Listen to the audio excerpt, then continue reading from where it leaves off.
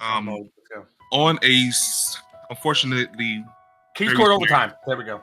Yeah, we are at a bit of an overtime. We actually have a bit of unfortunate news that we found out very recently. As a matter of fact, yesterday around 2 o'clock.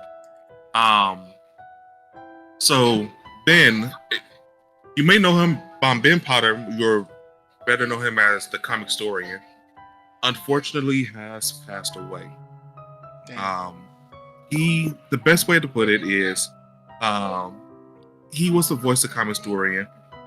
He takes comics, he narrows it down to, in his words, digestible bites, bring it back to you in a way for you to understand. Always promoted going back to the source material, specifically leaving out certain details so that way he can further promote actually going to your local comic book store, buying the comics, just getting into it.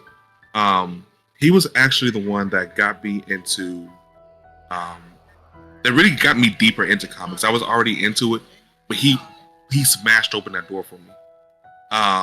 Remember coming to his channel when I first found out about the Green Lantern, Darkest Day, and then Whitest Light. Yep. So hearing about that, and then just being here, following the Injustice series, following just so many. I knew more about DC than I did Marvel. He introduced me more into the Marvel side of things, which completely broadened my horizon. So to hear about him passing away on June 8th, it hurts. That actually made me want to cry. Distraught. Yeah, he was such a good person. He loved interacting with his community. This channel, Comicstorian, he's been doing this for over a decade. Developed a full team. Not only that, but being Comicstorian full story series, the What's Wrong With series with Marvel, even not Marvel, but just comics in general. Manga story, when he stepped over into manga, having people come onto the channel, different voice actors. He did so much with this channel. This channel was his passion project. And the last video he put up, literally the day before he passed away, was why did Marvel beat DC in terms of how are they doing better right now? And I say it's a good homage to his last video because he talked about one of the things he was passionate about. He loved comics. He was a great person, and he brought so many people into a world that they might not ever get the chance to actually be a part of. So with that being said, I'm pretty sure I speak for everybody here at the ConMenRDW podcast, all my co-hosts, including people here in chat, where we say that Ben Porter, you will be missed. Excelsior, and may you rest in eternal peace, my friend. It was I found this out yesterday. I was like, shit, and that's why I dropped it, because I remember Alante, when we last talked about comics, he brought him up on the pod, yeah, we brought him on the pod, and then like how I didn't experience Comicstorian from beginning to end. I did experience him through another YouTuber named Rob Jefferson, aka Comics Explained, where he probably emulates Comicstorian's energy very well, from what I can tell, and they were also really close. So it hurts to see someone so like this. This makes me as sad as when Stan Lee passed.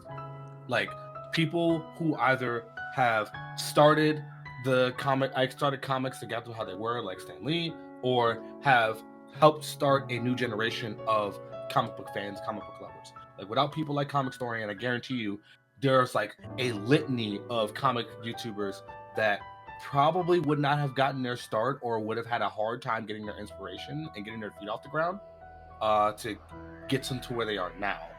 It's actually because of people like him. It's kind of what got me into wanting to be in the world of voice acting.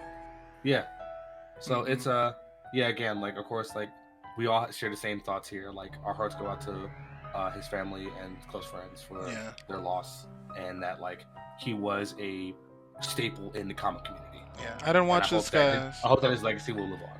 Yeah, I didn't watch his content personally. Like the first time I heard about him was when he was brought up on the podcast a couple shows ago when we were talking about like YouTubers that we really like or look up to or that we watch in our personal time, and Comicstorian was brought up.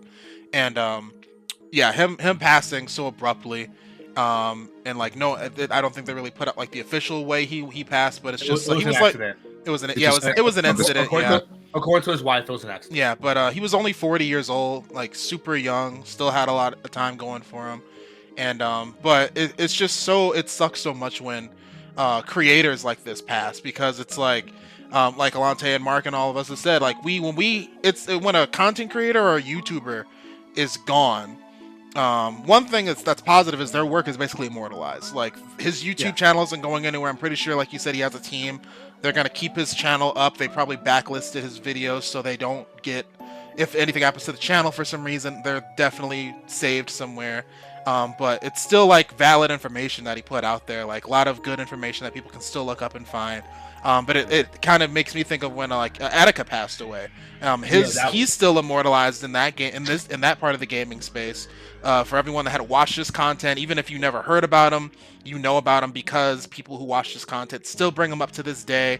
Every anniversary of his passing, or whenever something that he would have liked is relevant, people bring him up and say that he would have still liked it if he was around. So I guarantee there's people that are in the comic community that still are gonna keep Comicstorian in their hearts from here on, even after this point too. So because I already know, yeah, I'm definitely gonna be going back to watch a lot more of his videos, because his wife did say that they are gonna keep the channel going. For so sure, it's not going anywhere, fortunately.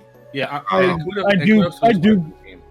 do plan on like just genuinely going back and enjoying some of his older content and some of his more recent content, because I was following through him. I was following the deceased storyline.